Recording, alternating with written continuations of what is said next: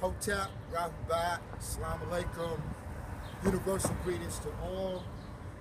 Me and my brother Amun Jamal are here in Philadelphia, Pennsylvania, at the house of one of the founding fathers, Benjamin Franklin. And we're here to explain to our family, to our race, and to our nation about the term racist, all right? Anytime a black person starts talking about their culture and their history and the truth of the facts of what happened, right, they're deemed as a racist, okay? And I got a problem with that. But before I get into the etymology of the word racist, I want to tell you about two other words that they deem negative, all right? One word is they call cracker, all right? And this word is a slave word, right? This word was the word that the slaves used for the person who cracked the whip, okay? Anytime this person would come around with the whip, they say, here comes the cracker, okay? And with this term instilled fear in the slave. Anytime they heard that word cracker, they knew that somebody was getting beat. They knew somebody was getting whooped. Somebody was getting lashes. Now today, right, when we call white people crackers, we say it without any type of fear. We say, oh, that cracker. So now all of a sudden it became a bad term. Meanwhile, when white folks, the massa used to say, I'm gonna send the cracker to you, right? That's when black folks had fear. Now, we don't have fear of that word. Another term that they use, right, is nigger, right? Now, white folk been calling us niggers up until this day.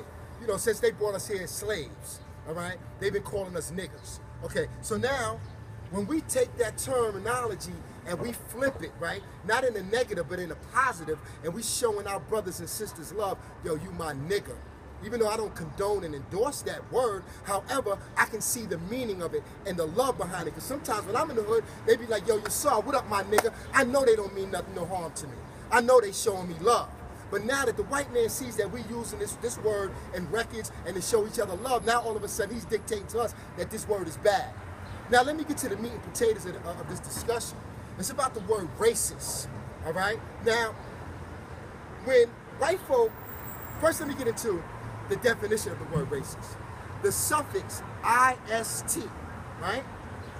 Ist means the study of or the practice of. Just like a scientist studies science, a violinist practices and plays the violin, a chemist studies chemistry, right? And so on and so forth. The suffix ist doesn't change. Just like in racist, and the reason why I'm here at Benjamin Franklin's house, right, is because he was the first racist, okay? What I mean by that is this, is that, you know, there were some good white folk during slavery, and they didn't endorse having people, human beings, as slaves. So what Benjamin Franklin and other founding fathers had to do was prove that we were not human. That's why today in the Constitution, black people are considered 3/5 of a man, 3/5 human being. So now, what Benjamin Franklin did to justify this to the other white folk that weren't with slavery, he did examinations on us. And in his home right here, right, Benjamin Franklin's home, they found over 1,200 bones, okay, from his examinations of black people, saying that, you know, we got big lips, we look like monkeys, we can't think, we don't speak English well, and because, you know, and the reason why we couldn't speak English because they took our natural language, our culture, and they try to teach us a bastard language, which is a conglomeration of so many different languages that in the beginning, in the early stages, it was difficult for us to learn English, especially when we had our native tongues. Okay, so now Benjamin Franklin being the first racist, right? Because he studied black folk, and upon his analysis of who we were, he determined that we're not human, we're not equal to the white race. Okay, we weren't equal, and this type of racist, him and different people like him that were racist along the way, they kept on defining us, saying we're not smarter than, we can't do this, we can't do that, we're not intelligent, right? And it was all good then.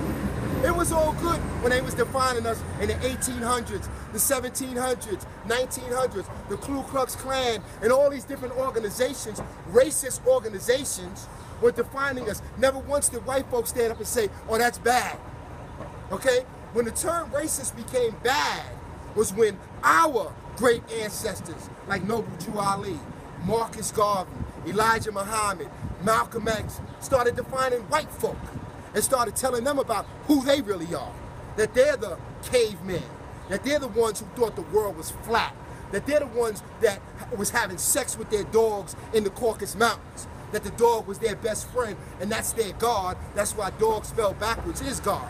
You follow me? So when we started defining them, right, and letting them know who and what they are, never once in historical times has the white man ever stood up and said, I'm not a racist or I'm not a devil.